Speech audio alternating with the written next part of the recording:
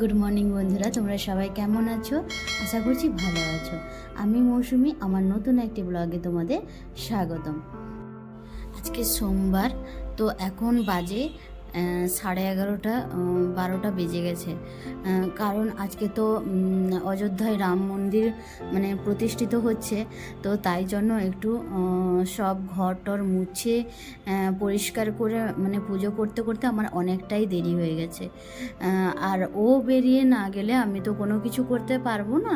ও অফিসে বেরিয়ে যাওয়ার পরে আমি সব কিছু কমপ্লিট করে তারপরে পুজো করেছি। এখনও আমার সকালের খাবারটা হয়নি, জানো তো। কারণ আমি ভাবলাম যে সব কিছু আমি পুজোটা ভালো করে দিই।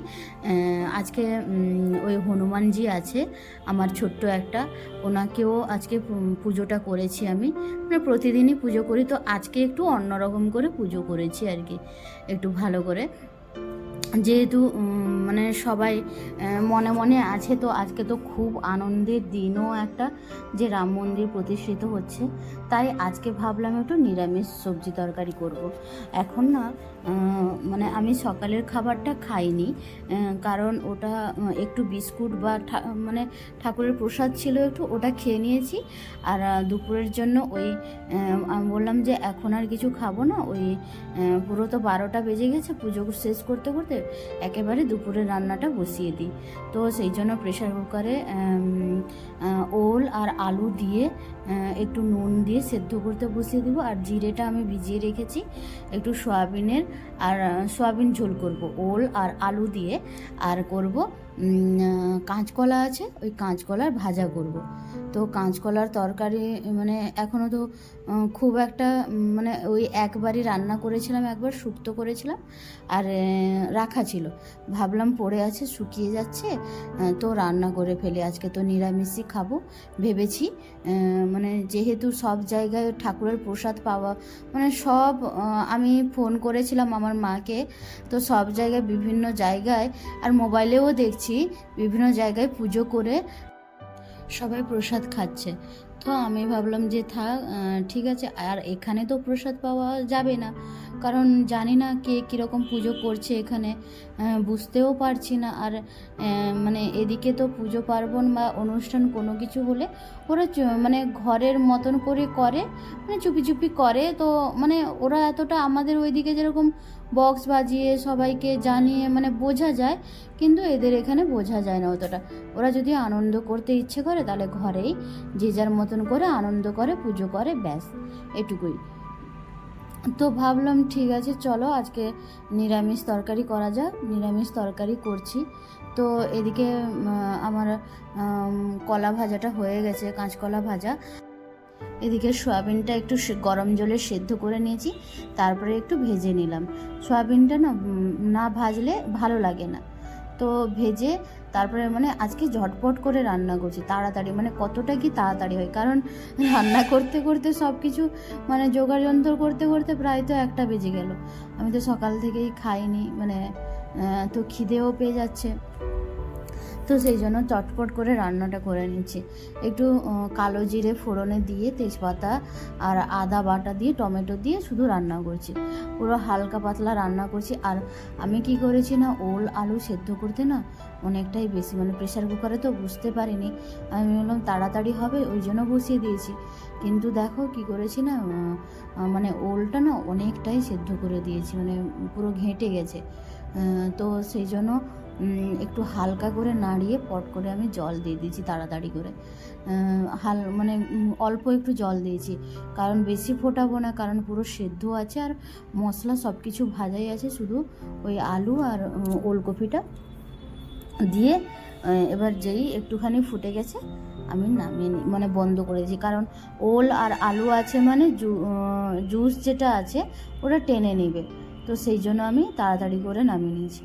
এই দেখো গরম ওদিকে ভাতও বসিয়ে দিয়েছিলাম, তরকারিটা রান্না করতে করতে রান্না আমার হয়ে গেছে। এবার আমি খেতে বেড়ে নিচ্ছি, খেয়ে নিব। তারপরে তো আজকে তো প্রদীপ জ্বালানোর কথা আছে, তো মা ফোন করেছিল। সত্যি মা না জানালে আমি হয়তো জানতে পারতাম না এই যে প্রদীপ জ্বালানোটা, কিন্তু মোবাইলে দেখছি, হ্যাঁ, কিন্তু আনা হতো না। ও তো চলে গেছে অফিসে, তো আনা হতো না। আর দেখো এদিকে এই যে কালকের যে বাজারগুলো করেছিলাম, তো ওই চিপসটা মানে অর্ধেকটা খেয়ে নিয়েছি আমি, ঠিক আছে। ওই টমেটো চিপসটা নিয়ে এসেছিলাম, তারপরে এখানে ছোলা, তারপরে সব রকমের ডাল মিক্সড এনেছি। এটা গোপু সোনার জন্য এনেছিলাম, ওই বাদাম আর গুড়েরটা। তারপরে ডাল ভাজা এনেছি, মানে যেসব গ্রসারি জিনিসগুলো কয়েকটা লাগে ওইগুলো নিয়ে এসেছিলাম, যে ওই দিনকে স্কুটি দেখতে গিয়ে দোকানে নিয়ে এলাম। আর এই কাঁটা চামচটা না ছিল না, আনবো করে ভুলে যাই, কিন্তু ওই দিন চোখের সামনে দেখতে পেয়ে মনে পড়লো, দিয়ে নিয়ে নিয়েছি। 6টা আছে, ওই 120 না কত মতন নিয়েছে। আর এই দেখো এই বাসন রাখার ঝুড়িটাও আমি এনেছি, এতদিন ছিল না, তো আনবো করেও আনা হয়নি। তো ওই দিন যে গেছিলাম তো নিয়ে চলে এসেছি। বড় আছে, খুব একটা ছোট নেই, অনেকটাই বড়।